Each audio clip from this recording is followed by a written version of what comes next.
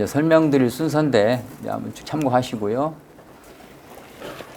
재건축 재개발을 대부분 잘 아십니다. 아셔서 제가 뭐 구체적으로 설명드릴 필요가 없을지는 모르지만 최근에 법도 많이 개정되고 이래서 그런 부분들을 중심으로 전체적으로 재건축 재개발이 어떻게 진행되는지를 한번 설명드리도록 하겠습니다. 그 재건축 재개발을 하려고 하면 먼저 도시 계획이 결정이 돼야 돼요. 작게는 수백 세대에서 많게는 수천 세대를 짓잖아요.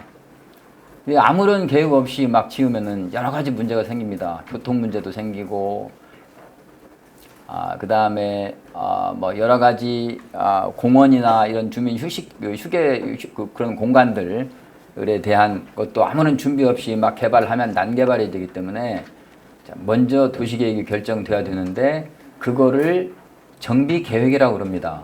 그래서 정비계획을 수립할 때 도로는 어떻게 내고 차량 진출입은 어떻게 하고 공원은 어디다 놓고 뭐 이런 것들을 거기에 이제 공공청사는 어디다 둔다 이런 것들을 다 결정을 합니다.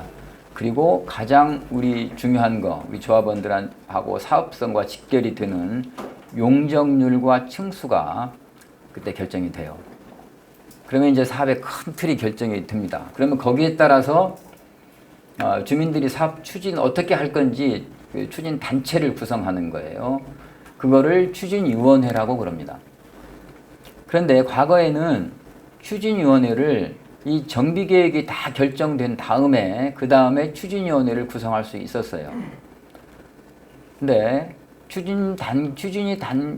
정비계획 수립 단계에서 추진위가 좀 먼저 구성이 되면 주민들이 여러 가지 의견도 낼 수도 있고 조합 설립에 필요한 것들을 사전에 여러 절차를 미리 밟을 수가 있기 때문에 사업을 좀 신속하게 추진하자, 사업 기간을 단축시켜 주자 라고 하는 차원에서 법이 개정이 됐어요, 올해. 그래서 정비계획이 수립되기 전이라도 최종 구역 지정 고시가 되기 전이라도 추진위원회를 구성할 수 있도록 해줬습니다.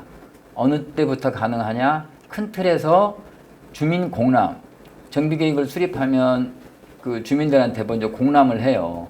그 공람하고 나서 그 결과를 가지고 서울시에서 오랫동안 정비계획 심의라는 걸 합니다. 근데 그 기간 동안 기다리지 않고 먼저 주민 공람하면 바로 추진위 구성할 수 있도록 제도가 바뀌었어요. 그래서 추진위 구성 단계가 좀 당겨졌다.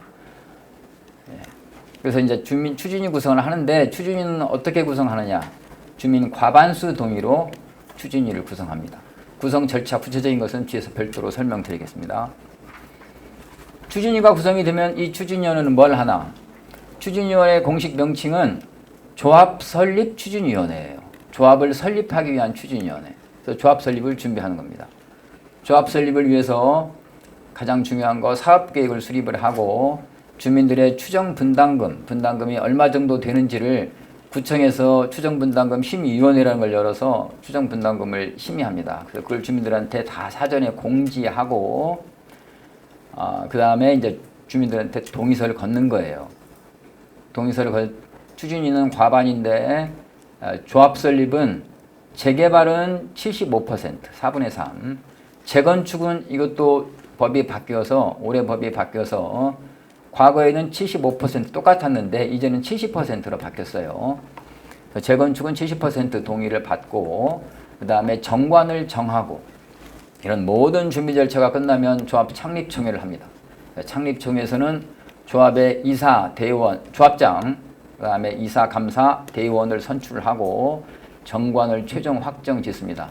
그러면 이제 그 총회가 끝나면 구청에서 적절하게 이것이 다 모든 것들이 절차가 이루어졌는지를 보고 인가를 내줍니다.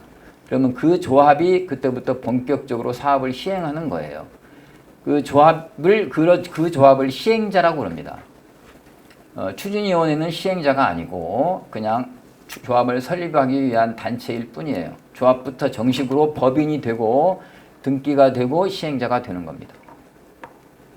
참고로 아까 우리 청장님께서 유진상가 말씀을 잠깐 하셨는데 유진상가 같은 경우에는 조합이 사업 시행자가 아니고 구청이 사업 시행자가 돼서 사업을 시행하는 방식이에요. 저도 이 40년 가까이 제가 했다고 그랬죠. 내년이면 딱 40년 채웁니다. 근데 이 40년 동안 구청에서 직접 시행자가 돼서 하는 사업은 제가 처음 본 것 같아요. 아마 제가 모르는 사업장이 있을 수도 있지만 99.9% 없습니다. 왜 시행을 구청에서 안 하나? 법에는 구청에서 시행할 수 있도록 다 해놨어요. 그런데 왜 안 하나? 복잡해요. 모든 민원을 다 조합해서 구청이 안 와야 돼요. 그렇다고 해서 뭐 구청에서 특별하게 그 사업을 잘했다고 그래서 뭐 특별히 남는 것도 없어요. 잘못하면 욕만 먹고, 잘한다고 해서 특별하게 구청장님이나 구청 공무원들이 남는 거 없습니다. 그러니까 그냥 조합 방식으로 하는 거 잘 감독만 하면 되는 것이지 직접 시행할 필요가 없는 거예요. 그래서 안 해요. 근데 왜 하나? 왜 했나? 사업이 잘 안 되는 것들이에요. 사업이 잘 되는 재건축이나 재개발 이런 데서는 구청에서 개입을 할 필요도 없고 안 합니다. 근데 여러 가지 조건이 땅 문제가 있다랄지 뭐 건물만 있고 땅은 없다랄지 이런 여러 가지 복잡한 문제들이 있는 사업장들은 적극적으로 지원을 하거나 구청에서 시행자가 돼서 사업하지 않으면 굉장히 오래 가요. 대표적으로 한강변 쭉 차 타고 지나가다 보면 중산 아파트라고 있습니다. 땅은 서울시 땅이고 건물만 갖고 있어요. 이게 거의 건물이 무너지게 생겼는데도 지금 재건축 못 하잖아요. 그런 걸 진짜 직접 시행 방식으로 해야 되는 거거든요. 예를 들어서 유진상가처럼. 근데 그런 거 안 하고 놔두는 거예요. 말이 좀 제가 딴 쪽으로 나갔는데 그렇게 직접 시행을 하는 사람을 시행자라고 그런다. 조합이 시행자다. 이런 얘기입니다. 그럼 그 조합이 뭘 하나? 가장 먼저 시공사부터 뽑아요. 그래서 이제 시공사랑 같이 사업을 준비를 합니다. 설계도 같이 준비를 하고 이래서 통합심의라는 걸 받게 돼요. 통합심의는 과거에는 건축심의부터 해서 각종 건축심의, 경관심의, 그 다음에 교육환경영향평가 쭉 나오죠. 책에도 보면 나옵니다. 교통영향평가, 환경영향평가 뭐 이런 것들을 쭉 했는데 별도로 과거엔 다 받아야 됐는데 이제는 하나 묶어서 한다는 거예요. 작년에 6가지가 통합해서 하도록 했는데 올해 또 법이 또 바뀌어서 2가지가 더 들어왔어요. 그래서 소방성능 위주 설계평가하고 재해영향평가도 같이 통합심의하도록 올해 법이 바뀌었습니다. 그래서 총 8가지를 한꺼번에 같이 묶어서 평가도 하고 심의도 한다. 이 얘기입니다. 여기서 가장 중요한 것들이 이제 아까 정비계획할 때 용적률 층수가 결정된다 그랬죠. 건축심의 때는 건물의 외관이 결정이 돼요. 구체적인 몇 평짜리 몇 세대, 뭐 몇 층으로 짓고 이런 것들이 아주 세부적으로 통합심의 결과에 따라서 이제 결정이 됩니다. 그럼 그걸 가지고 이제 큰 뼈대만 이제 결정이 되는 거예요. 그 안에 뭐가 들어가야 되냐? 철근 콘크리트, 강도 얼마짜리, 240짜리인지 아니면 210짜리인지, 철근은 강도가 얼마짜리 몇 가닥 넣는지 이런 구체적인 거, 수도 파이프는 어떻게 넣고 하수도는 어떻게 뺀다. 각종 모든 설비들을 구체적으로 그 설계 안에 심어야 돼요.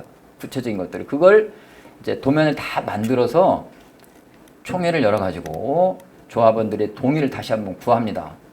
이 총회를 할 때는 아까 조합 설립을 하기 위해서 우리 동의율이 재개발은 75%, 재건축은 70%라고 그랬죠. 사업시행인가 받을 때는 전체 조합원의 3분의 2 동의 받아야 돼요. 별도로 동의서는 받지 않는데 총회를 열어서 전체 조합원, 다시 한번 정리하겠습니다. 전체 조합원의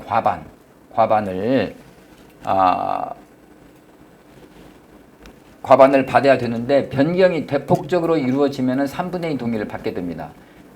대표적으로 사업비가 대폭 증가하게 되면 정비사업비가 조합설립인가 때에 비해서 대폭적으로 증가하면 3분의 2 동의 받아야 된다. 대부분 정비사업비가 많이 늘어나기 때문에 통상 사업시행계획인가 때는 전체 조합원의 3분의 2 동의가 총회 동의가 필요하다 이렇게 이해하시면 도움이 되겠습니다. 그래서 그 총회가 끝나고 모든 서류를 다 준비를 해서 구청에 집어넣으면 신청을 하면 구청에서 모든 것들 다 검토해서 인가를 내줍니다. 그게 사업시행계획 인가고요. 사업시행계획 인가가 나면 그걸 토대로 조합원들한테 그 분양 신청을 받아요. 분양 신청은 내가 몇 평짜리, 내가 34평짜리 들어갈 때 분담금이 얼마인지를 조합에서 다 사전에 개별적으로 다 그걸 통지를 해야 돼요. 계산을 해서 통지합니다. 통지해서 그 조합원 분께서 25평짜리 들어갈 때는 얼마입니다. 34평짜리 들어갈 때는 계략입니다. 얼마입니다라고 통지하면 그거를 보고 분양 신청을 우리가 하는 거예요. 분양 신청을 하게 되면 그 결과에 따라서 조합에서는 그걸 가지고 관리처분 계획을 수립을 합니다. 아주 구체적인 이제 결과가 나오는 거예요. 그래서 분양 신청할 때에 우리가 받았던 계략의 분담금과 최종적으로 그 결과를 가지고 관리처분을 하게 되는데 관리처분 때에 그 분담금은 좀 달라질 수 있습니다. 그래서 그런 구체적으로 최종 결정된 분담금을 토대로 관리처분 계획 총회를 해서 전체 조합원의 과반 동의를 받아서 구청에 또 관리처분인가 신청하면 구청에서 또 인가를 내줍니다. 예. 그러면 이제 인가가 나면 그때부터 이제 이사를 가는 거예요. 이사가 요즘에는 이사 가고 뭐 각 구역마다 달라요. 아파트하고 재건축 다르고 재개발 다르고 통상 조합에서 뭐 6개월에서 9개월을 많이 통지를 합니다. 현실적으로 굉장히 어려워요. 6개월, 9개월 만에 이사 나가는 게. 하지만 빨리 나가야 돼요. 동의한 분들은 어쨌든 빨리 나가야 돼요. 아까도 청장님 말씀하실 때 금융비용 얘기했는데 재건축, 재개발은 사업의 속도, 신속하게 추진하는 것이 생명입니다. 늘어지면 늘어질수록 각종 금융비용하고 이 경비가 늘어나기 때문에 신속하게 추진해야 돼요. 그래서 찬성한 조합원들은 무조건 빨리 이사 나가셔야 되고 그렇지 않고 이제 동의하지 않은 분들이 있거든요. 세입자 이런 분들은 또 법적으로 거기에 따라서 필요한 모든 이제 절차들을 사전에 준비해서 대응합니다. 조합에서 대표적으로 뭐 명도 소송이 있고 각종 처분금지 가처분, 뭐 점유금지 가처분 이런 것들이 쭉 있어요. 그런 것들을 이제 법률 전문가들이 대응을 해서 이제 명도를 하죠. 내보냅니다. 내보내고 나면 철거를 해요. 철거를 과거에는 보통 재개발 같은 경우에는 2-3달이면 했어요. 그냥 막 포크레인으로. 재개발은 좀 집이 1층이나 많아야 2층이잖아요. 포크레인으로 흔히 말하는 딱 찍으면 탁 그냥 주지 않습니다. 그러면 그 실어내면 되는데 요즘에는 그렇게 못해요. 왜 그러냐면은 성면을 제거를 해야 되기 때문에 사전에 성면 조사를 하고 또 철거를 하는데 대부분 근처에 우리 학교들이 있습니다. 재건축 재개발 현장에 학교들이 있으면 계약해서 공부하는 중에는 철거를 절대로 못하도록 학교에서 민원을 넣게 돼요. 그러면은 그 학생들이 공부하는 도중에는 철거를 못하고 방학 때 해야 된단 말이죠. 그래서 이사가 다 나가도 철거 시점을 잡아서 철거하기가 쉽지가 않다. 그래서 통상 요즘에는 이주하고 나서 철거 기간을 갈수록 길어지는데 요즘에는 6개월에서 8개월까지도 시공사들이 제시를 합니다. 참고로 철거는 과거에는 철거업체를 조합에서 결정해서 철거업체를 뽑았는데 이제는 시공사에서 그 철거를 공사비 범위 안에서 철거업체를 뽑아서 철거를 하게 됩니다. 시공사 책임으로. 그렇게 바뀐 이유가 그 용산 참사 사건 때문에 시공사에서 이제 그 책임지고 니들이 해라. 철거업체한테 맡기면 안 되겠다라고 해서 철거업체는 이제 시공사가 뽑아야 되는데 아까 얼핏 우리 다른 구역, 청장님 말씀하신 구역 같은 경우에는 법이 바뀌기 전에 조합 설립인가 받은 데는 철거업체를 조합이 뽑을 수 있어요.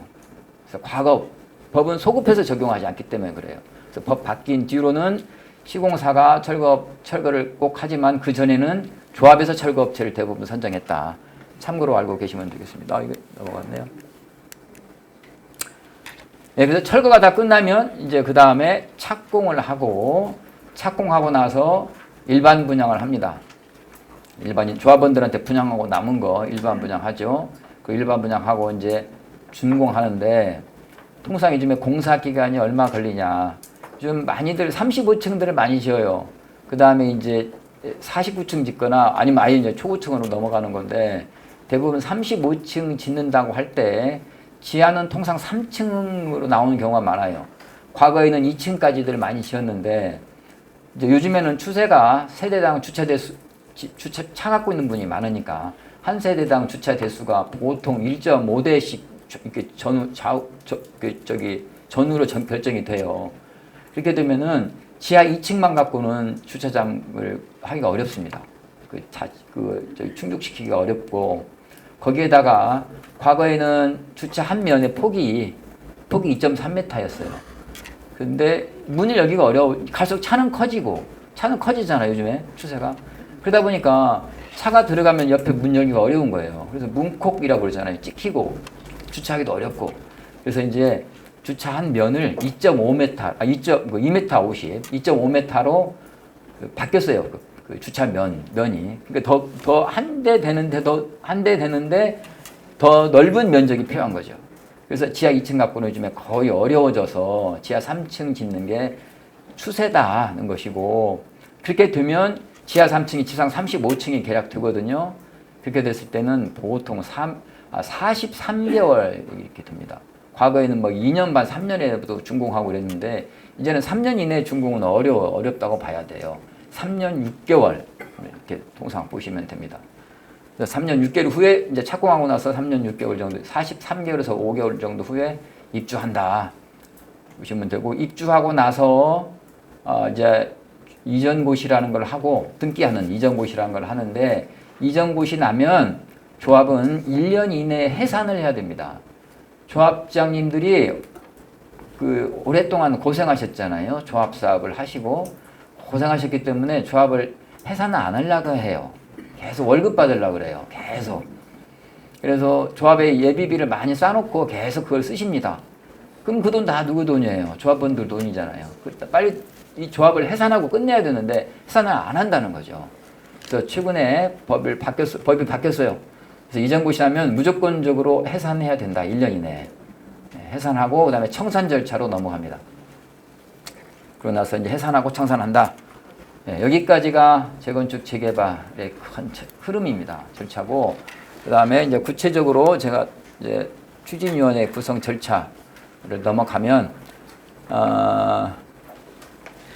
추진위원회 구성, 여러 팀들이 막 그렇게 경합을 하게 되면, 추진위원회 위원장 내가 하겠다, A도 하겠다, B도 하겠다 그러면 서로 막 싸우잖아요. 과거에 시간이 많이 걸렸어요. 그래서 이제 생긴 것이, 조합을 설립하기 위해서 과반동이 먼저 받아온 사람 추진위원장 시킨다. 그런 취지로 만드는 것이 추진위원회예요. 하나 먼저 과반 접수한 사람이 우선입니다. 다음에 뒤에 낸 사람은 이제 의미가 없고. 예. 근데 이제 서울시 같은 경우에는, 전국의 다른 지역은 다 그게 없는데 서울시는 공공지원이라는 제도가 있어요. 그래서 추진위원회 구성 또는 조합 설립을 공공에서, 즉 구청에서 지원하는 그런 제도를 오랫동안 운영을 해왔습니다. 최근까지 운영을 해서 초기에 모든 추진위원회는 다 공공지원 방식에 의해서 추진위 구성하도록 했는데, 많은 의견들이 현장에서 나왔어요. 이거 공공지원 제도도 좋지만 신속하게 빨리 우리 주민들이 자율적으로 추진위 구성할 수 있도록 해달라는 민원도 일부 있었어요.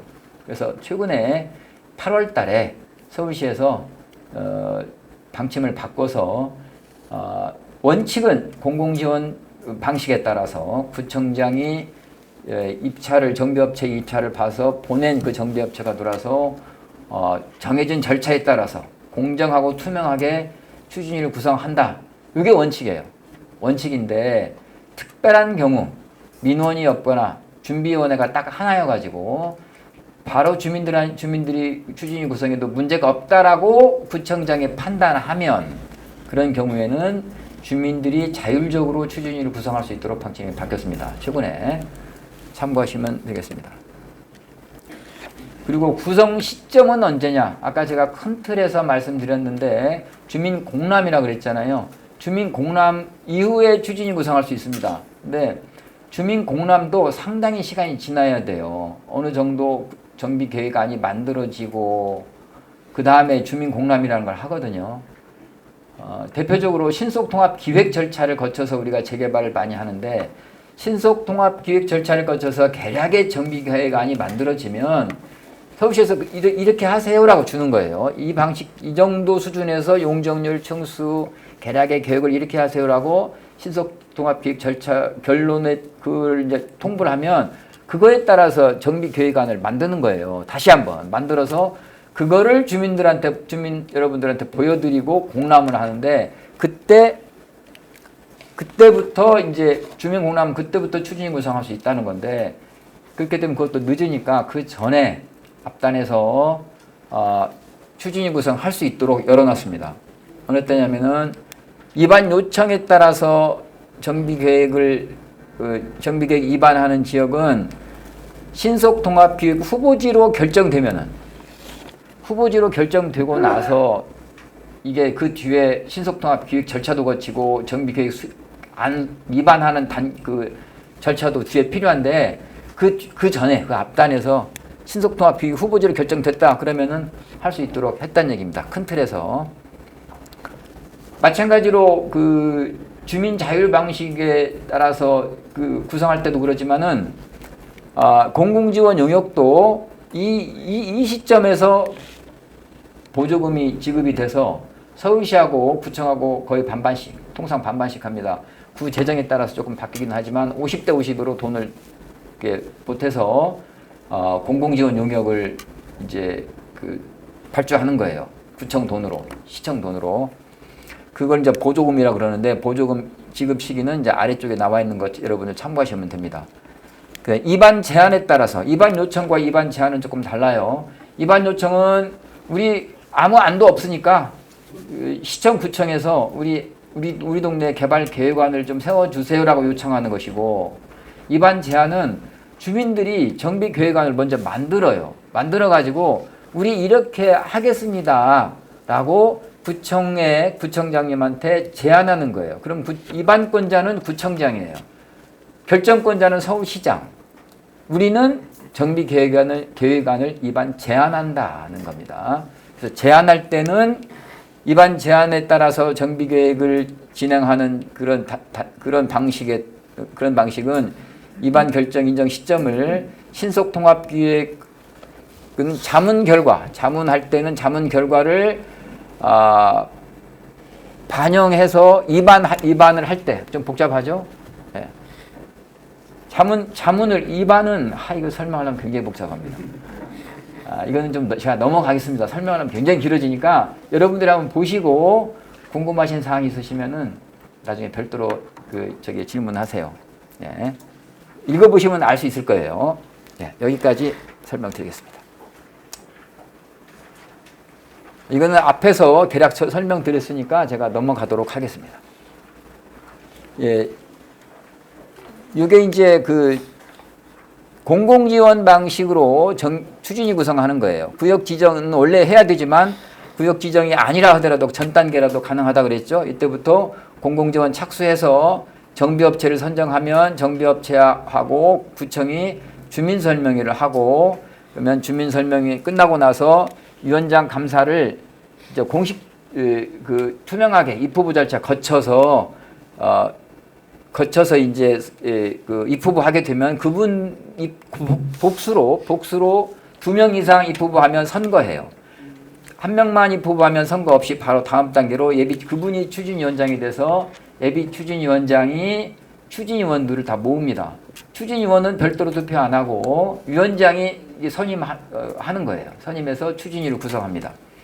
그러면 그래서 결정된 예비 추진위원회에서 추진위 동의서를 받게 되는 거죠. 과반 받아서 구청에 신청하면 구청에서 승인하는 절차가 공공지원에 따른 추진위 구성 절차입니다. 예, 이 부분은 앞에서 설명한 부분이니까 넘어가도록 하겠습니다. 추진위원 자격, 추진위원이라고 하면은 위원장 포함하는 거죠. 당연히 감사도 포함되는 거고 피선출일 현재 입후보 할 때 현재 사업시행구역 안에서 3년 이내, 최근 3년 이내 말하는 거예요. 최근 3년 이내에 1년 이상 거주하고 있는 분이고 또는 사업시행 구역 내에서 5년 이상 소유하고 있는 분, 살지는 않아도 5년 동안 오랫동안 하고 계셨던 분은 입후 자격이 있습니다. 추진위원 자격이 있습니다. 추진위원은 선임이 되면 임기가 2년이에요. 참고로 뒤에 설명하겠지만 한꺼번에 해서 설명드리겠습니다. 조합의 임원은 임기가 얼마냐? 조합 임원은 법에서 3년 이내에 조합 정관으로 정하도록 해놨습니다. 그래서 3년 이내에 조합 정관으로 정하도록 해놨는데 그래서 2년 해도 되는 거죠. 근데 다 3년으로 해요. 왜냐하면 조합장님들이 자꾸 선거하는 거 귀찮잖아요. 그냥 3년으로. 과거에는 당연히 2년으로 하는 걸로 알고 있었어요. 법에 없었으니까. 과거에는 도시정비법에 조합 임원의 임기가 없었습니다. 없다 보니까 영구집권하는 조합장님 계시는 거예요. 선거 한 번도 안 하고 초대 조합장님이 끝까지 이거 임기가 없다 이래가지고 끝까지 가다 보니까 법을 개정을 했어요. 그래서 임원 임기는 조합장 임기는 아무리 길어도 3년 이내로 해라. 그거를 정관으로 정해라 그랬는데 모든 조합이 다 3년으로 했죠. 그러니까 이게 몇 명 때문에 원래 2년으로 하던 것이 3년으로 거꾸로 늘어났다고 보시면 돼요. 네. 하지만 추진위원의 임기는 법으로 딱 정해졌어요. 2년으로. 추진위원의 결격 사유 쭉 보시면 나옵니다. 일반적으로 뭐 우리가 상상할 수 있는 것 정도예요. 미성년자나 피성년 후견인, 옛날에 뭐 금치산자, 한정치산자 이런 거 판단하기 어려우신 분들, 그런 분들이란 얘기입니다. 그다음에 도시정비법 위반해서 100만 원 이상 벌금 받은 분은 안 됩니다. 그러니까 조합장이나 조합 임원 하시다가 도정법 위반으로 100만 원 이상 벌금 받으면 조합장이나 임원 다음에는 못 나오는 거예요. 예. 지금 우리가 이 책자에 보면 이 구청에서 돈 많이 들여서 만드는 거예요. 이게 칼라로 이렇게 만들었잖아요. 지금 이 교재도 제가 강의하는 교재도 색깔이 다 들어가 있어요. 보니까 여러분들 보실 때 중요한 거는 제가 빨간색 표시했어요. 두 번째 중요한 건 파란색이에요. 검정색은 시간 날 때 보시면 돼요. 그러니까 빨간색 위주로 꼭 보십시오. 빨간색은 중요하다라고 해서 넣은 거니까. 예, 토지 등 소유자 동의 방법. 과거에는 인감도장 찍고 인감증명 붙이고 이랬잖아요. 요즘엔 그렇게 안 합니다. 자필 서명하고 신분증 붙이는 방법으로 하게 돼 있고, 이제는 이제 전자서명으로 해서 전자서명으로 이제는 꼭 과거엔 종이에다 다 했는데 앞으로는 전자서명도 가능합니다. 전자서명도 언제부터 가능하냐? 올 2025년 12월 3일부터 그게 가능해요. 아직은 시행이 안 됐는데 가능하고, 대신에 이제 그것도 실증 인증 특례라고 하는 그것을 받은 업체는 또 가능하도록 열어놨는데 그건 복잡하니까 쉽게 말씀드려서 올 12월 달부터는 전자동의도 가능하다. 예. 그렇게 돼 있고, 동의했는데 처리하고 싶다. 철회할 때는 꼭 철회서에 자필 서명하고 신분증 붙이고 동의하는 거하고 똑같아요. 그러고 나서 그거를 추진위원회 또는 조합과 구청에 꼭 두 개 같이 보내야 돼요. 추진위 단계이면은 추진위원회, 조합 단계이면 조합에 보내면서 구청에도 같이 보내야만이, 내용 증명으로 같이 보내야만이 이게 유효한 처리가 됩니다.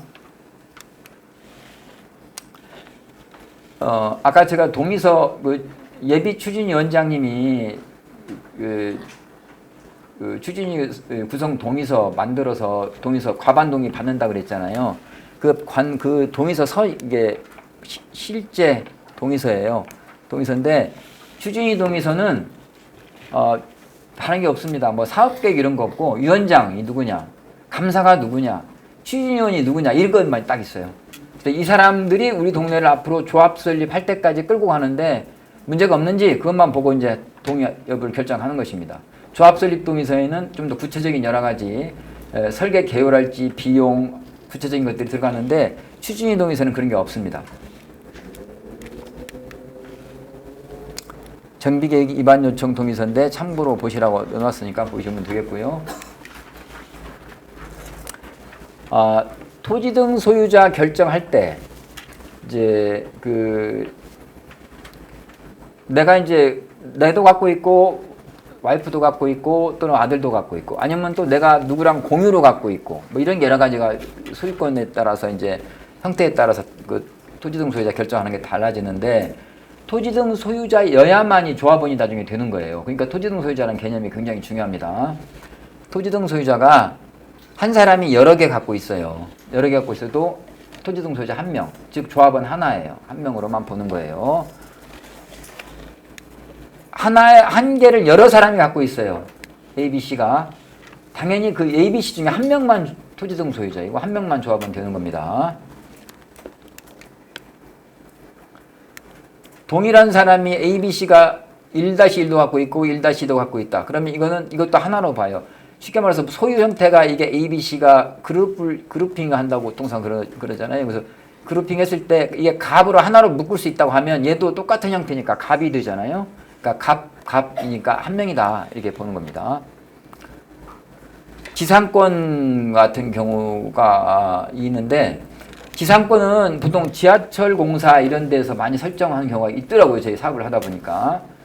근데 지상권은 통상 이제 과수원 할 때, 땅 빌려서 과수원 할 때 땅 주인이 아무 때라도 땅 다시 돌려달라고 하면 안 되잖아요. 그래서 그때 대비해서 지상권을 설정하고 이렇게 하는데 도시지역 내에서는 뭐 지상권, 과수원 할 일이 없잖아요. 그럼에도 불구하고 지상권이 있는 지역이 있는데 그거는 대부분 지하철 공사랄지 지하에 뭐 시설물이 있을 때는 지상권을 설정하는 경우들이 있어요. 저희들 사업을 해보니까. 그런 데가 있는데, 그런데 여기에 토지 등 땅 갖고 있는 사람이 A고 건물이 B고 지상권이 C다 그러면 건물은 따로인데 토지하고 지상권은 하나로 묶어요. 시행령에 그렇게 돼 있어요. 그래서 A하고 C는 별도로 하나고 건축물은 B다. 건축물만 하나여서 따로여서 그거는 토지 등 소유 두 명으로 봅니다. 자, 이제 이런 것들은 이제 저기 하고 참고로 이게 자 부부가 갖고 있어요. 부부가 한 세대가 부부가 그 1-1번지도 갖고 있고 1-2번지를 따로따로 갖고 있다. 그럴 때는 토지 등 소유자가 몇 명일까요? 네? 조합 두 명이 한 명이요? 네. 네, 한 명이라고 말씀하시는 분도 있고 두 명이라고 말씀하시는 분도 있는데 토지 등 소유자는 부부가 따로따로 하나씩 갖고 있을 때 두 명으로 봐요. 토지 등 소유자 두 명.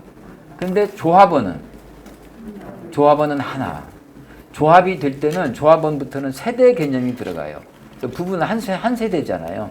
이혼하면 뭐 당연히 따로따로겠고, 근데 이혼하지 않고 살면은 그거는 조합원은 한 명입니다. 조합원은 왜냐하면 다 분양권하고 또 직결되기 때문에 뒤에 설명 한번 제가 드릴 건데 그래서 토지 등 소유자와 조합원과 그 분양권이라고 통상 정확하게 표현하면 입주권이에요. 입주권. 근데 우리는 통상 분양권이라고 하니까 저도 통용해서 그냥 분양권이라고 제가 설명을 드릴게요. 분양권은 개념이 다릅니다. 네. 자, 이런 것들은 참고만 해서 한 번씩 보십시오. 네. 추진위 구성 절차에서 이제 승인 신청할 때는 가장 중요한 게 명부하고 동의서 내면 되는 겁니다. 내면 되고 추진위원회는 그럼 뭘 하나? 추진위원회는 가장 중요한 게 조합을 설립하기 위한 여러 가지 준비들을 하는 거예요. 준비를 하기 위해서는 조합 설립하기 위해서는 아까 추정 분담금 말씀 제가 드렸잖아요. 계략의 사업 계획도 수립을 하고 추정 분담금도 산출하고 이래야 되기 때문에 정비사업 전문관리업체, 그다음에 설계업체를 선정을 해야 돼요. 그래야 그런 준비들을 할 수 있어요. 그래서 추진위원회는 정비사업 전문관리업체하고 설계업체를 주로 뽑고 그다음에 필요한 사업계획 수립하고 조합 정관을 만듭니다. 그다음에 조합장, 감사, 이사, 대의원을 선출하기 위한 절차를 진행을 해요. 추진위원회가. 추진위원회는 크게 이제 두 가지가 있는데 가장 중요한 게 총회가 있고 그 밑에 추진위원회가 있어요. 이 추진위원회나 주민총회 할 때 추진위원회는 아까 제가 하나 빠뜨렸네요. 추진위원회는 그러면 몇 명으로 구성하나? 추진위원회는 토지 등 소유자 10명당 1명 꼴로. 그러니까 우리 동네가 그 토지 등 소유자가 한 700명 된다. 그러면 몇 명 뽑아야 돼요? 네? 네, 70명 뽑아요. 10명당 하나. 100명당 하나가 아니고 10명당 하나니까 70명 뽑아야 돼요. 근데 70명 딱 뽑으면 어떻게 되냐면 70명이 지금 최저선이에요. 무조건 70명 이상 뽑아야 돼요. 10명당 하나 이상 뽑아야 돼요. 근데 70명 딱 뽑아놓으면 한 분이 이사를 갔어요. 팔고 나갔어요. 그럼 69명이 되잖아요. 그러면 다시 뽑으려고 그러면 총회를 열든지 그래야 돼요. 그러니까 어떻게 해야 돼요? 여유 있게 뽑아야 되겠죠. 그래서 110% 내지 120% 뽑아요. 그래서 700명이다 그러면 70명 뽑지 않고 77명에서 84명 사이 뽑는다. 이렇게 보시면 됩니다. 그리고 이제 그 사람들이 이제 이사 나가가지고 이제 줄어든다 그러면 빨리 보궐선거를 다시 해야 되는 거예요. 맞춰서. 그 보궐선거는 추진위원회에서 할 수 있습니다. 총회 열지 않고. 자, 그렇게 해서 그런 추진위원회가 있고 주민 전체를 상대로 하는 총회가 있는데 이 회의를 할 때 어떻게 하느냐. 이 두 가지가 있습니다. 오늘 좀 아까 청장님께서 어려운 용어도 있을 수 있습니다 그랬는데 조금 어려운 용어가 이런 것일 수도 있어요. 그러니까 참고로 이런 정도 알아두시면 나중에 우리가 사회생활 하는 데 여러 가지 도움이 됩니다. 의사정족수라는 게 있어요. 회의하기 위해서. 의사정족수가 있고 의결정족수라는 게 있어요. 의사정족수는 뭐냐? 여러 사람이 모여서 회의해야 되는데 혼자 딱 와가지고 회의 성립했다고 하고 막 뭐 의사결정 해버리면 안 되잖아요. 그래서 그 회의를 하기 위해서 몇 명이 모여야 되냐? 그게 의사정족수예요. 그 다음에 의결정족수는 모인 사람들 중에서 몇 %가 찬성해야 되느냐? 그래야만 의결하느냐? 그게 의결정족수예요. 그래서 의사정족수는 추진위원회 구성에 동의한 사람의 과반수가 의사정족수예요. 과반이. 그 다음에 의결정족수는 출석한 토지 등 소유자 과반이다. 그리고 뒷부분은 좀 더 설명할 부분이 있지만 그냥 중요하지 않으니까 넘어가도록 하겠습니다. 여러분들이 읽어보시면 되겠어요. 자꾸 넘어가네. 추진위원회에서 의결하는 사항은 뭐 총회에서 의결한 거를 집행하는 정도입니다. 추진위원회에서 중요한 거 결정할 수 없어요. 중요한 건 다 총회에서 결정해야 됩니다. 추진위원회 소집권자는 위원장. 소집 절차는 회의 개최 7일 전까지 추진위원장이 이제 통지를 하는데 시급할 때는 3일 전에 해도 돼요. 의결 방법 이런 것도 빨간색 여러분들 참고하시면 되고요. 소집 방법 이것도 참고하시면 되고 의결 사항은 뭐 중요한 건 아까 정비업체 선정하고 설계업체 선정하는 거라 했으니까 보시면 됩니다. 서면결의서 우리가 이제 오해하기 쉬운 게 서면결의서 같은 경우에 꼭 뭐 인감도장 찍고 인감증명 붙여야 되는 거 아니냐라고 하는데 그렇지는 않아요. 인감 필요 없고 본인 확인만 하면 됩니다. 추진이나 또는 조합에서 본인 확인 절차는 거치도록 해놨어요.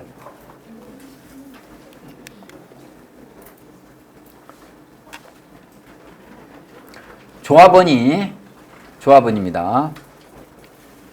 이제 조합부로 들어왔어요. 조합으로 들어와서 조합원은 재개발은 땅이나 토지 또는 건축물 소유자라고 되어 있잖아요. 거기에 지상권자도 포함되고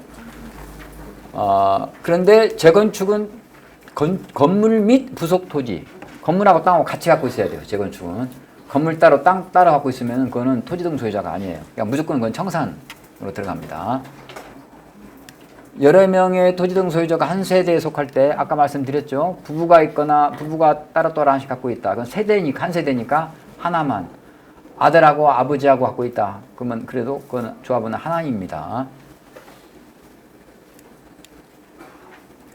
투기과열지구로 지정되면 조합 재건축의 경우에는 조합 설립인가 이후에 그 다음에 재개발의 경우에는 관리처분 인가 이후에는 조합원 지위를 주고받고 할 수 없어요. 소유권은 사고팔고 할 수 있는데 조합원은 인정 안 한다는 겁니다. 당연히 우리 뭐 서대문구는 투기과열지구가 아니기 때문에 걱정할 필요가 없는데 조만간에 결정될지도 모르죠. 요즘 분위기 같으면 그렇게 될 수도 있겠어요. 과거에 몇 년 전인가 서울시 25개구 전체가 다 투기과열지구였었잖아요. 그런 시기가 다시 올 줄도 모르니까 이런 부분들은 참고할 필요 있어요. 조합의 정관에다가 기재할 사항이 있는데 정관에 이런 내용들을 쭉 기재를 해라라고 법에서 정해놨어요. 참고로 보시면 됩니다. 이런 내용들을 다 법에다가 정관에 정하라고 이렇게 표시해놨습니다. 그러면 정관에 이제 구체적으로 그럼 정관에서 어떤 것들을 정관에 정하도록 유임했느냐? 이사 감사의 수. 이사는 원래 조합의 이사는 기본적으로 그 3명, 최소 3명 이상인데 100명을 토지 등 소유자가 100명 초과하면 5명 이상을 해야 됩니다. 5명. 그래서 통상 뭐 대부분 100명 이상이잖아요. 우리가 사업을 하다 보면. 그래서 이사는 5명 이상 한다. 상한선은 없어요. 통상 조합에서 한 7명에서 9명 사이들을 많이 합니다. 감사는 1명에서 3명까지 정하도록 되어 있어요. 이사 감사의 임기 아까 3년 제가 말씀드렸죠. 원래 임기가 없었는데 그게 막 그 영구집권 하다 보니까 법에서 3년 이하로 하라고 정관에 정하라고 했더니 전부 다 3년 이하로 정하는 거죠. 토지 총회 소집 요구자 확인 방법은 뭐 참고만 하시면 되겠고, 총회 의결은 과반 참석에 과반 찬성, 이것도 일반적인 거니까 참고하시면 되겠습니다. 추진위원의 수가 토지 등 소유자 몇 명당 1명 이상이어야 된다고 그랬죠? 네? 100명당 1명 있잖아요. 이사수는 방금 내가 설명드렸고, 그러면 대의원 수는 어떻게 될까요? 대의원 수.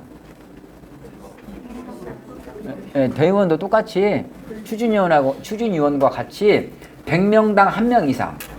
100명당 1명 이상. 그런데 이게 조합원 2,000명인데도 있잖아요. 저희가 한 사업장 중에 한 군데가 조합원이 4,755명인 데가 있어요. 4,755명. 그러면 대원을 470명 뽑아야 되느냐? 이게 질문이 나오잖아요. 470명이면 웬만한 조합 뭐 총회나 마찬가지인데, 그래서 법에서도 그걸 알고 있기 때문에 100명을 초과하게 되면 100명까지만 해도 된다. 2,000명이면 200명이 아니고 100명만 넘으면 된다. 예.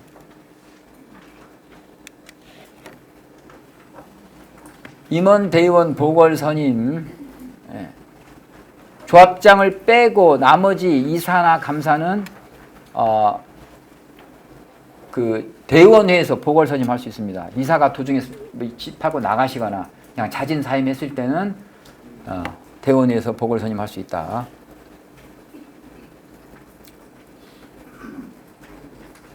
나머지는 뭐 특별한 거는 없고 빨간 것이 참고하시면 되겠고, 혹시 여기 재건축 조합에서 오신 분 계시나요? 재건축 조합? 여기는 안 계시고, 예.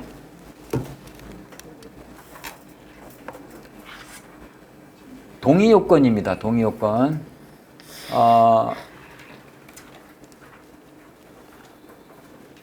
재건축은 전체 70% 동의해요. 근데 각 동별로 과반 동의가 필요해요.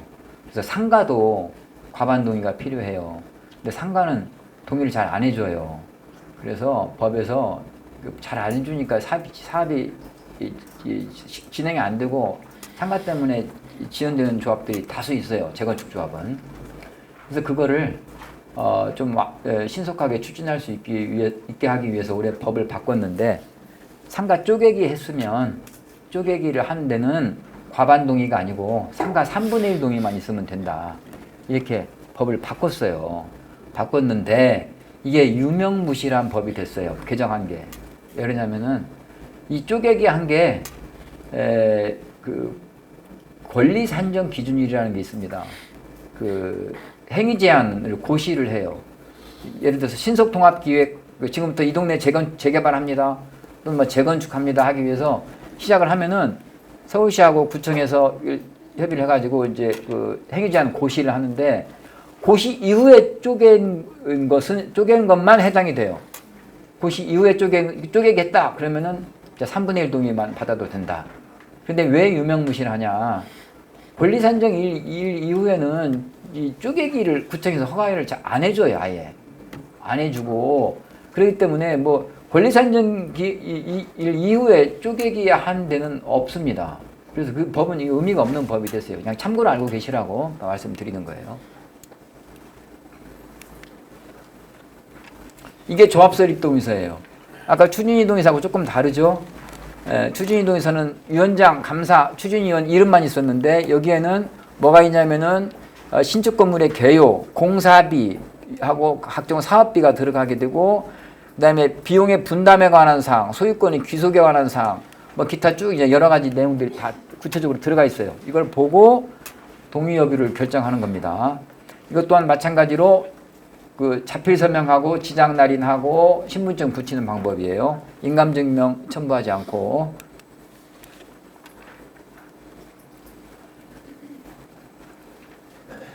추진위원회 동의를 했어요. 추진위 단계에서 조합 단계로 넘어가잖아요. 추진위 동의한 다음에는 동의하신 분들은 조합 설립에 동의한 걸로 봐요. 의제 처리, 통상 말하는 것처럼 의제 처리 해주는데, 대신에 무조건 추진위 동의서 내면 그러면 난 처리가 안 되나? 그렇지 않아요. 처리할 수 있습니다. 언제까지 처리할 수 있느냐? 조합 설립 인가 신청 전까지. 인가 신청하고 나면 안 되고, 인가 신청 전까지는 추진위 동의서 낸 분들은 처리할 수 있습니다.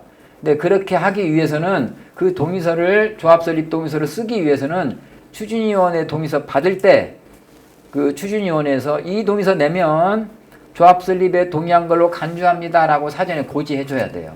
고지하지 않고 그냥 동의서를 받았다 그러면 그거는 조합 설립 동의서를 못 써요. 써먹을 수가 없어요. 예.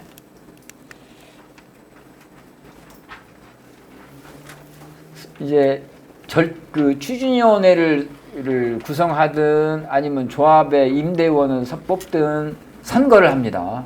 근데 선거하는데 선거 구체적인 룰이 있어야 되잖아요. 룰을 마음대로 막 결정해 버리면은 이제 유리하게, 집행부가 유리하게 그 룰을 결정하면 안 되겠죠. 그래서 서울시에서 정비사업 그 표준 선거관리 규정이라는 걸 만들어서 고시를 했어요.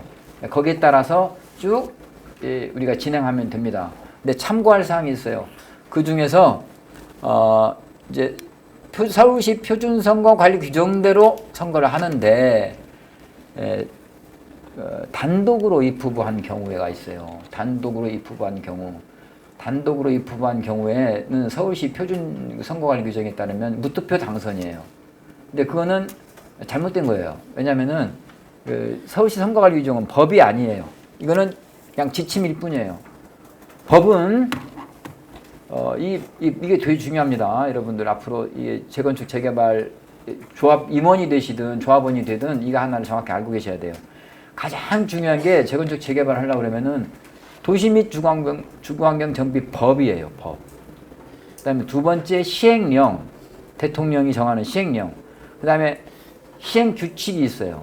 왜냐면 국회에서 아주 세부적인 것까지 다 규정을 못 하니까 상황에 따라서 이거는 행정부가 알아서 정해도 되겠다라고 위임해 놓은 것이 시행령이고, 그 중에서도 야 이거 정도는 좀 사소한 거니까 국토부 장관이 정해서 해도 된다라고 한 것들은 또 시행 규칙에다 위임해 놨어요. 이게 법, 령, 규칙이래요. 그 다음에 뭐가 중요하냐? 서울시 조례가 중요하고 그 다음에 정관이에요. 근데 거기 말고 서울시에서 각종 지침들을 이렇게 고시를 합니다. 대표적으로 선거관리 규정 이런 것들이에요. 이거는 그 범위 안에 있지 않아요. 법이나 시행령, 시행규칙, 조례, 그 다음에 그 정관에 있지 않기 때문에 법적으로는 법적 효력이 있는 건 아닙니다. 다만 이렇게 하라고 가이드라인으로 제시하는 거예요.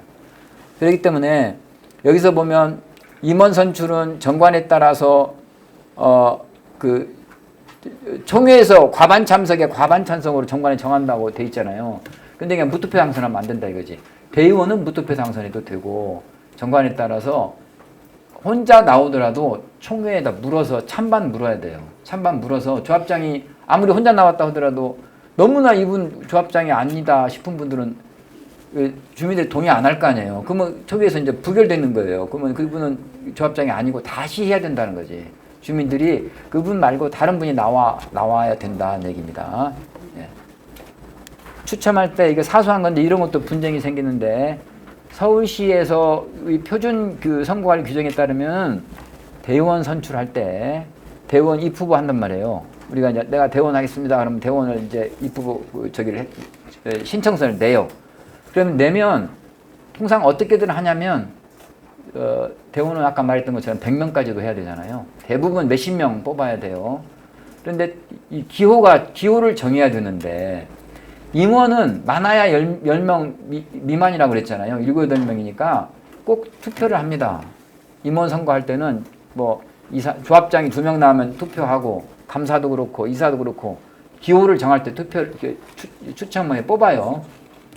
근데 대의원은 숫자가 워낙 많으니까 안 하고 그냥 순서대로 접수 순서대로 쭉 하는 경우가 많아요.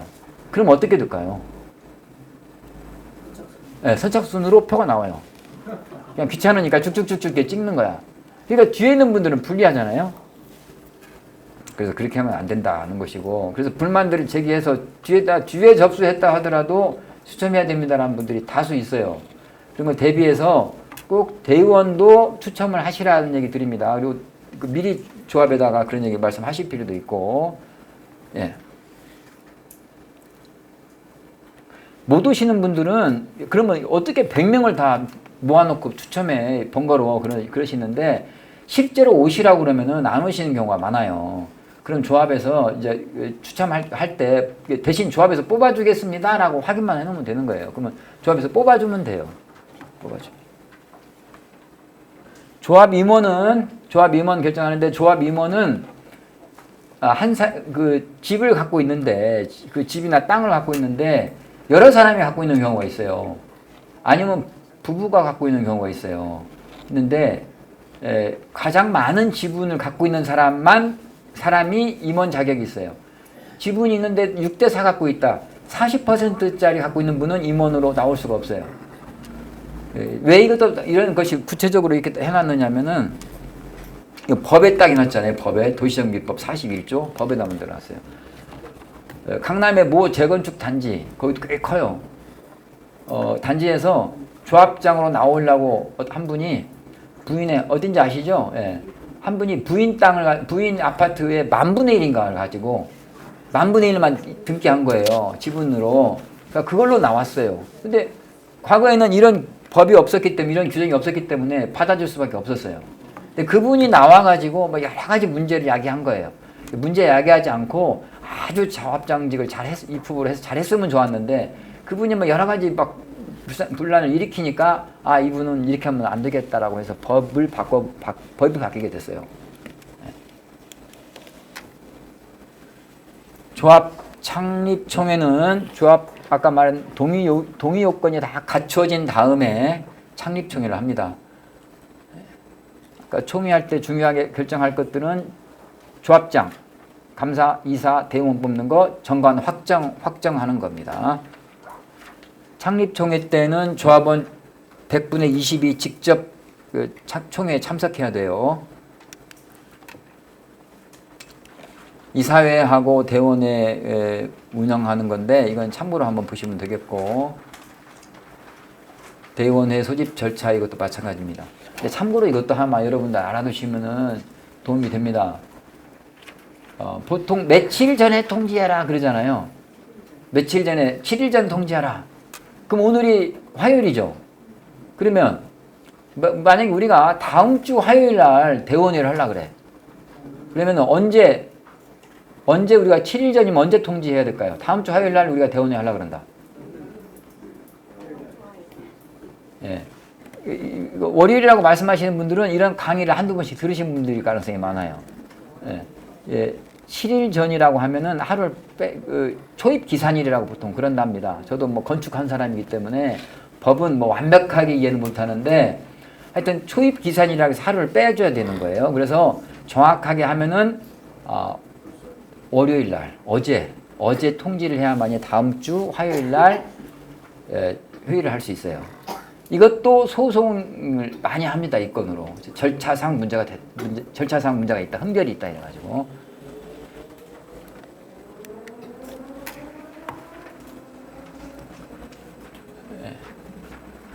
통상 총회는 조합 총회하기 전에 7일 전에 통지해야 돼요. 추진위원회 총회는 추진위원회에서 하는 총회는 주민총회라고 그러고 조합에서 하는 총회는 조합총회라고 그래요. 주민총회는 10일 전에 통지하고 조합총회는 7일 전에 통지한다. 근데 가장 중요한 것은 창립총회니까 창립총회는 14일 전에 통지한다. 이렇게 조금씩 달라요. 참고만 하시면 되겠습니다.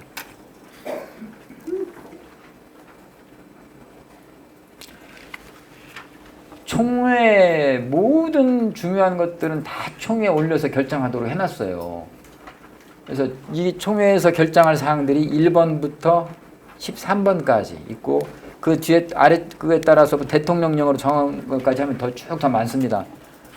8개, 9개 정도 되는데 이 총회 결정할 때 이제 우리가 잘 봐야 될 게 4번 예산으로 정한 사항 이외에 조합원에게 부담이 되는 계약. 이 계약은 총회에서 꼭 의결하도록 돼 있어요. 이 계약이라고 하는 것은 이게 계약이란 말이 뭔 말일까 할 수도 있는데 쉽게 설명하면 업체 뽑는 거. 업체 선정 예산으로 정한 사항 이외에 뽑는 업체 선정하는 거는 총회에서 해야 된다. 그럼 예산으로 정한 사항 이외의 업체 선정은 뭔 말일까?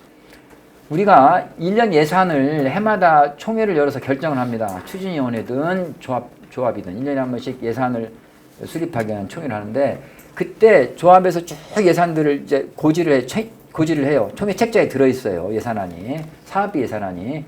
그 사업비 예산을 다 정할 때 그 정하는 것들은 우리가 이렇게 그 해 이렇게 써도 됩니다라고 우리가 의결해 주는 거예요. 그래서 그렇게 의결이 되면 그 범위 안에서는 총회에서 그 업체 안 뽑아도 된다는 얘기나 마찬가지예요. 그 예산 범위에서는 누가 뽑냐 그러면 대의원에서 뽑는다는 거예요. 대의원에서. 예.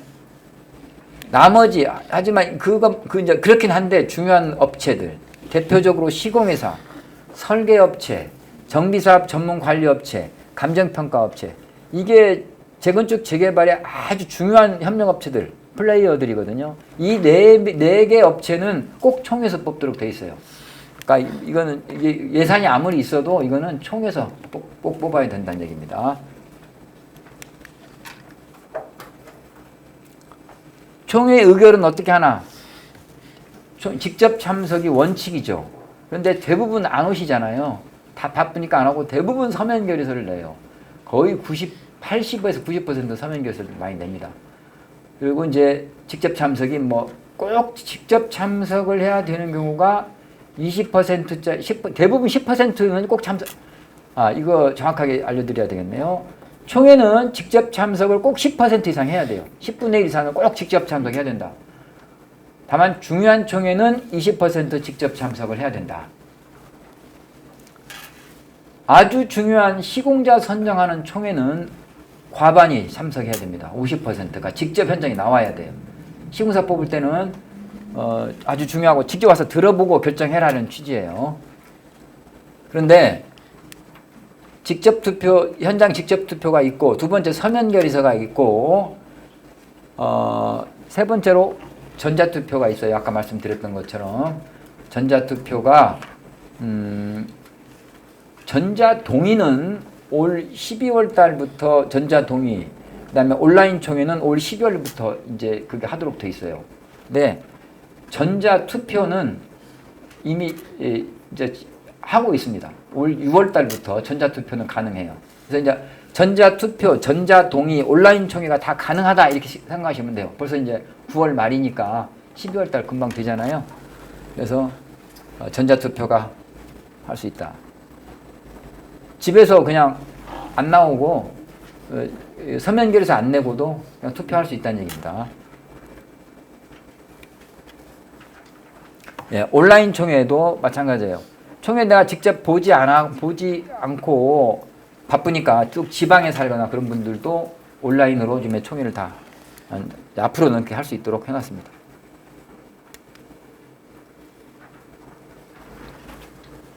이게 통상 10% 이상 통상 모든 총회는 10% 이상 직접 출석해야 되는데 창립총회 시공자 선정 취소총회, 사업시행 계획을 위한 승인을 위한 총회, 관리처분을 위한 총회, 정비사업비의 사용 및 변경 의결하는 총회는 20% 이상 직접 참석을 해야 된다는 건데, 여기서 주의할 사항은 창립총회나 시공자 선정 취소총회는 많지 않고요.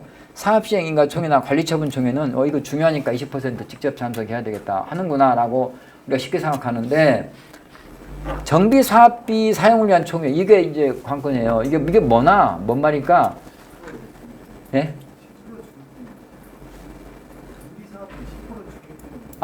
그거는 아니고요. 그건 아니고. 아까 제가 그렇게 설명했나요?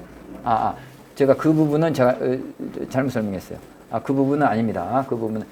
그건 의결 말씀드렸죠. 의결을. 3분의 2 의결. 3분의 의결이고, 직접 참석은 정비사업비 사용을 위한 총회는 뭐냐면 예산 결정하는 거예요.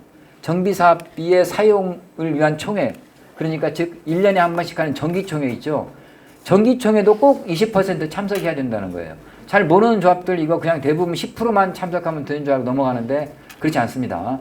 이거는 정확하게 유권에서 이렇게 나와 있어요. 돼 있어요. 그래서 꼭 정기총회도 20% 이상 참석해야 된다. 사실 정기총회, 그 다음에 창립총회, 사업시행인가총회, 관리처분총회 아닌 총회가 없어요. 그러니까 결론적으로 쉽게 생각하면은 모든 총회는 거의 다 20% 직접 참석해야 된다라고 이해하시면 됩니다. 네, 특별 의결 정족수, 아까 제가 설명드렸던 것처럼 사업시행 계획 작성 및 관리처분 총회는 전체 조합원의 과반이에요. 다른 안건들은 참석자의 과반. 1000명이다. 과반이면 500명일까요? 500명이 아니에요. 과반이면은 501명이에요. 501명. 501명이 과반이라고 합니다. 절반을 초과하는 거. 그래서 과반 501명이 이제 참석을 해서 그 중에서 과반 501명의 과반이면 251명. 251명이 찬성하면은 통과할 수 있는 것인데, 그렇지 않고 사업시행계획인가총회와 관리처분총회는 전체 조합원의 과반이 찬성해야 된다는 거예요. 그러니까 251명이 아니고 1000명의 조합원이다. 그러면은 몇 명이 찬성해야 된다고요? 501명이 찬성을 해야 돼요. 그래야만이 그 안건은 통과가 된다. 예. 단 정비사업비가 100분의 10 이상, 10% 이상 증가하는 것을 의결할 때는 전체 조합원의 3분의 2. 그러니까 갑자기 비용이 막 올라가는 거예요. 근데 우리가 원래 올라갈 줄 모르고 조합 설립 동의도 해주고 했는데 이렇게 막 갑자기 높아지면은 별도 동의를 받아야 되잖아요. 원래는 정확하게 하면은 75% 동의 또는 재건축 같으면 70% 동의 받아야 되는데 그건 좀 지나치다라고 봐서 그것까지는 아니라 하더라도 3분의 2 이상은 67% 이상의 동의는 조합원들이 찬성해야 된다. 비용이 많이 올라가면. 그런 취지입니다.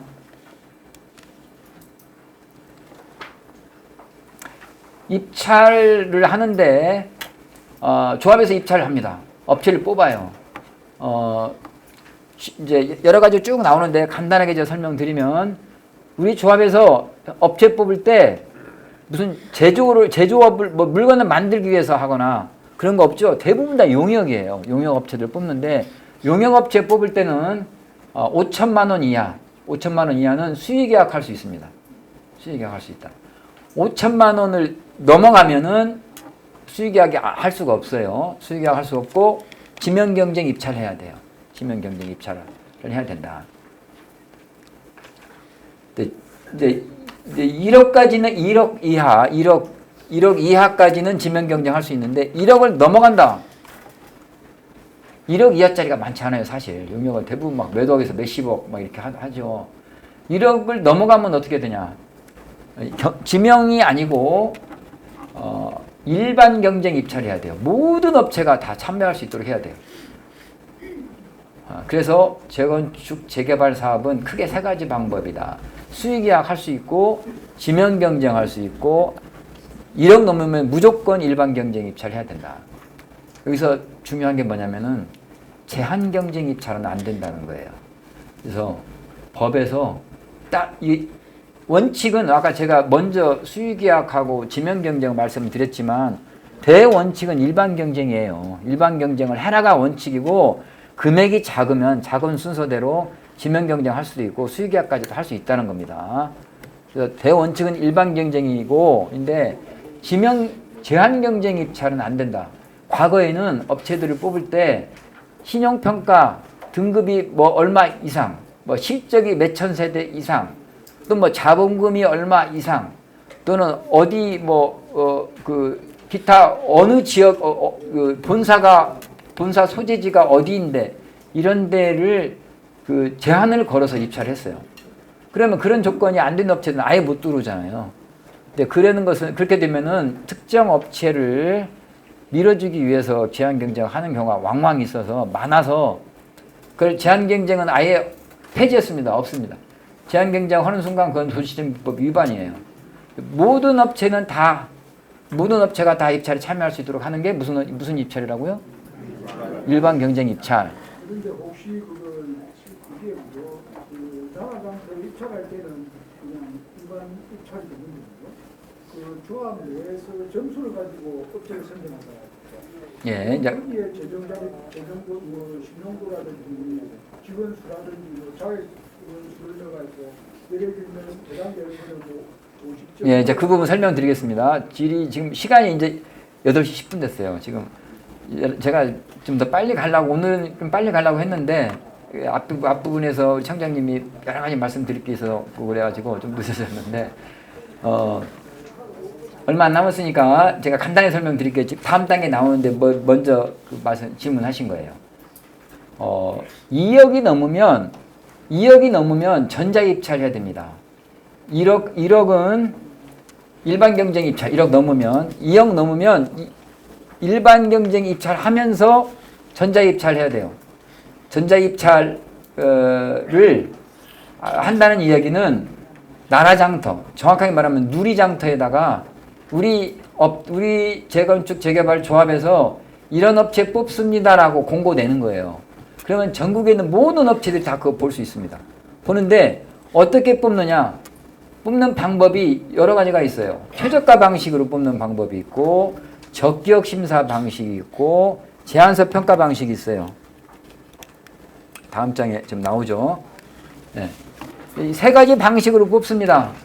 뽑는데 지금 질문하신 부분이 적격 심사 방식을 얘기를 하시는 거예요.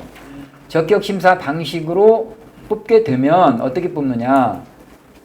평가 항목별 배점표라는 걸 미리 조합에서 만들어야 돼요. 만들어서 입찰 공고할 때 그거를 전체 공지를 해야 돼요. 나라장터에 그걸 올려야 돼요. 그래서 우리 동네는 이번에 어떤 업체를 뽑는데 우리는 이렇게 평가하겠습니다 라고 하는 계획서, 평가 항목별 배점표를 만들어서 올려야 돼요. 거기에 따라서 평가한다는 얘기입니다. 네, 그렇다고 해서 무조건 1등이라고 해서 가장 많은 점수 받았다고 해서 무조건 그 업체가 되느냐? 그건 아니고, 아까 말씀드렸던 것처럼 총회에서 선정해야 되는 업체는 총회에서, 또는 대원에서 할 수 있는 업체는 대원에서 결정한다는 얘기입니다. 네. 대원에서 뽑기 위해 뽑는데 평가 항목별 배점표를 특정 업체한테 유리하게 만드는 경우 있어요. 저희들이 보면 그런 거 많이 봅니다. 네, 예, 그렇게 되면 이게 전국에 다 알리고 하는 거나 마찬가지예요. 우리 저 조합은 이 업체를 뽑는데 그 특정 업체 밀어주려고 작정하고 뽑는구나라고 알 수 있어요. 과거에 전자입찰을 안 했을 때는 아예 몰라요. 이거 어떻게 뽑는 거지? 뭐 모르고 그냥 조합원들도 모르고 업체도 몰라요. 근데 이제는 다 알 수 있어요. 이제 나라장터 모든 걸 공개를 해야 되니까. 최소한 공개는 된다. 근데 그럼에도 불구하고 작정하고 어떤 업체 뽑으려면 이제 뽑으시라는 거죠. 나중에 이제 문제될 수 있는 거죠. 그렇게 되면. 이건 참고로 보시면 되겠습니다. 예, 이것도 참고로 보시고. 예, 우리가 개인적으로 궁금한 것들이, 이 부분이 많이 궁금하죠. 아까도 설명드렸었는데, 토지 등 소유자 조합원의 자격, 분양 대상 자격, 입주권, 분양권이라고 표현하는 겁니다. 한 세대가 여러 개 갖고 있을 경우에, 아버지하고 아들하고 갖고 있을 경우에, 부부가 갖고 있을 경우에, 따로따로 토지 등 소유자라고 그랬잖아요. 부부도 한 명씩이다. 근데 조합원은 하나예요. 대표자 한 명만. 분양권도 한 개만 나갑니다. 여러 사람이 물건 하나 갖고 있다.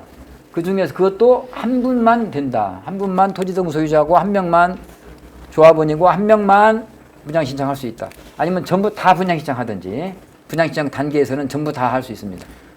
근데 전부 다 하는데 신청은 아파트는 하나만 신청한다는 거예요. 무허가 건물, 예, 이건 뭐 참고로 보시고, 땅이 적은 분이 있어요. 땅 적은 분. 90제곱미터 이하, 27평 이하 땅만 갖고 있는 분.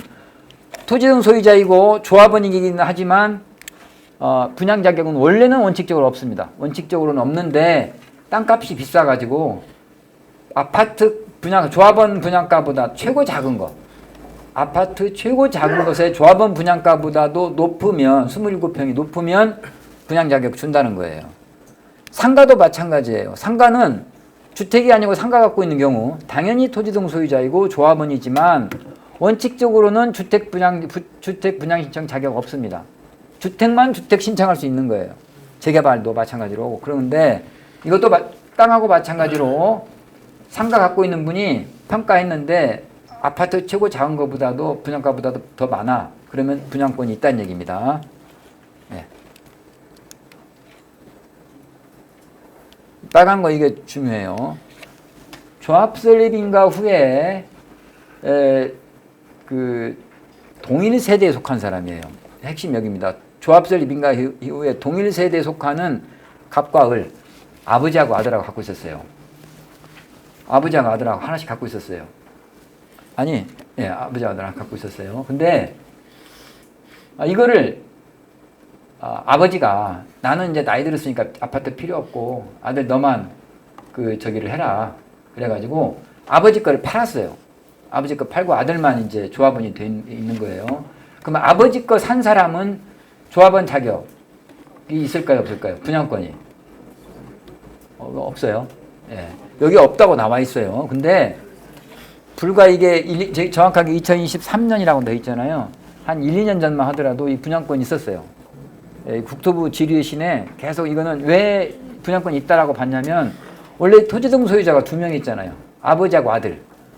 아버지하고 아들이 있는데 억지로 조합이 되면서 조합원으로서 세대로 해서 묶이니까 하나로 줄은 거지. 원래 따로따로 했으니까 다시 하나씩 더 늘어나도 된다라고 해석을 했는데 대법원에서는 그렇게 안 봤어요. 안 보고 야, 이거는 하나의 조합원이니까 하나만 줘야 된다. 이렇게 딱 결정을 했습니다. 조합 설립 인가 전에는 조합원 자격이 있는 거 맞죠? 조합 설립 인가 전에는 각각의 토지등 소유자. 그러니까 조합 설립 인가 전에는 전에 팔아야 돼요. 그러니까. 예, 그렇죠. 조합 설립 인가 전에 팔면은 2명이 분양권이 따로따로 하나씩 있는 거예요. 아버지 따로 아들 따로. 예, 근데 조합 설립 인가 받고 나면은 안 된다는 거예요. 전에 팔아야 된다. 예, 전에 팔아야 된다.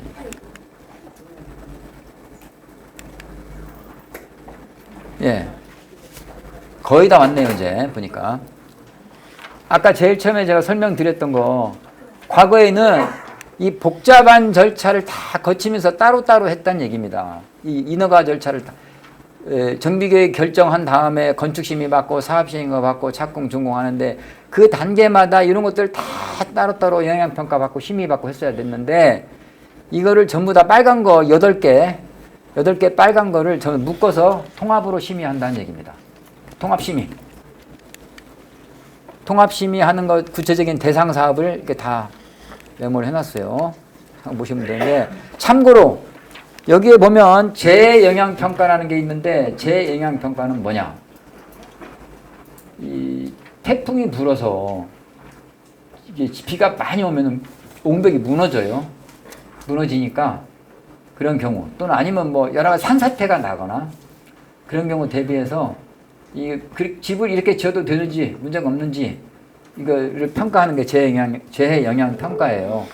그런데 이 자연재해 대책법에 보면 도시정비법은 재개발만 대상으로 딱 해놨어요. 재개발만. 그래서 원칙적으로는 재건축은 대상이 아니에요. 왜냐면은 재건축은 대부분 다 아파트잖아요. 아파트에서 무슨 뭐 태풍 분다고 해서 아파트가 산사태가 나거나 뭐 그럴 일은 없잖아요. 그래서 제외해놓고 재개발만 한다고 했는데 실무적으로는 재건축도 영향평가 한다는 거예요. 왜냐하면 재건축도 주택사업이라고 봐서 주택사업이라고 재대책법에 보면 주택사업은 또 그 재영향평가 대상이 됩니다. 근데 이 우리가 재건축도 사업시행계획인가를 받으면 주택법에 따른 그 사업계획 승인이라고 본다. 그래서 결국 얘도 주택사업이다 봐서 재영향평가 대상이다라고 지금 해석을 하고 있습니다. 그래서 참고로 이게 여기다 이대로 놔두면 안 되고 실무적으로는 대상으로 보고 진행한다라고 메모를 해놓으세요. 이 책만 갖고 계신 분들은 이거 이렇게 알고 있을 건데 오늘 참석하신 분들은 정확하게 이제 아시는 거죠. 이건 팁입니다. 예. 벌칙 있어요, 벌칙. 조합장님이나 임원 하시려고 하는 분들은 잘 하셔야 되는 게 돈 받으면 5억입니다. 돈 받으면 5억. 예. 제가 아까 일반 경쟁이 원칙이다라고 했잖아요. 업체 뽑을 때 막 맘대로 뽑는다. 일반 경쟁 안 하고 뽑는다. 3년이에요, 3년. 그 다음에 조합원들이 정보 공개해달라고 막 요청을 했어요. 대부분 조합원 명부예요. 조합장이 일을 잘못하니까 해임시키려고 조합원 명부 달라고 그래요. 근데 명부를 안 주는 조합장님들이 있어요. 안 주는 조합장님부터 먼저 말하면 이거 안 준다. 정보 공개 요청했는데 안 준다. 그러면 1년이에요. 배짱으로 안 주는 분들이 있습니다. 예, 근데 통상 근데 바로 1년은 아니고 한 번 안 주잖아요. 그러면 70만 원, 50만 원에서 70만 원 벌금이에요. 근데 2번 안 준다. 그러면 100만 원이 넘어가요. 그럼 100만 원 넘어가면 어떻게 된다고 그랬죠? 네, 조합장 자동 해임이에요. 그래서 한 번은 원 스트라이크 아웃은 아니고 투 스트라이크 아웃. 2번 하면은 이거 아웃 되는 거예요. 근데 이거는 이제 1년짜리인데 안 주면 1년짜리인데 거기에다가 안 주는 게 아니고 주긴 줬는데 잘못 준 거. 일부러 막 번호를 틀린 걸 주거나 그런 거 줬다. 그거는 2년이에요. 오히려 가중 처벌하는 거예요. 네. 마지막으로 자수자 특례가 있어요. 조합 임원 하실 분은 꼭 아셔야 돼요. 이게 그 돈 준 사람들 뇌물을 준 사람도 처벌받지만 받은 사람은 더 많이 처벌받잖아요. 근데 조합장은 공무원 의제 처리해요. 그래서 그게 세게 처벌받습니다. 조합 임원 공무원 의제 처리한다고 돼 있어요. 도시정비법에. 근데 돈을 준 사람이 자수를 하면은 그 사람은 아예 면제해 주거나 깎아줘요, 형을. 그렇기 때문에 조합장님들, 이 조합 임원들은 굉장히 조심해야 돼요. 이거 모르고 받는 분들도 있고 협박당하는 경우가 많아요. 제가 과거에 참 여러 가지 안타까운 일들을 제가 40년 했으니까 얼마나 많은 그 케이스를 받겠어요. 진짜 착하신 조합장님들이 이상하게 걸리더라고. 진짜 전문적으로 하시는 분들은 참 잘 안 걸려요. 근데 착한 분들이 걸려요. 이게 잘 모르니까 서투르게 하고 그러니까 상대방도 그거 얕잡아 보고 막 그렇게 하는 건지.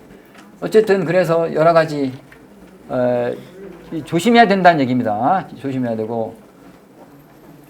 네, 여기까지 하고 강의를 마치겠습니다.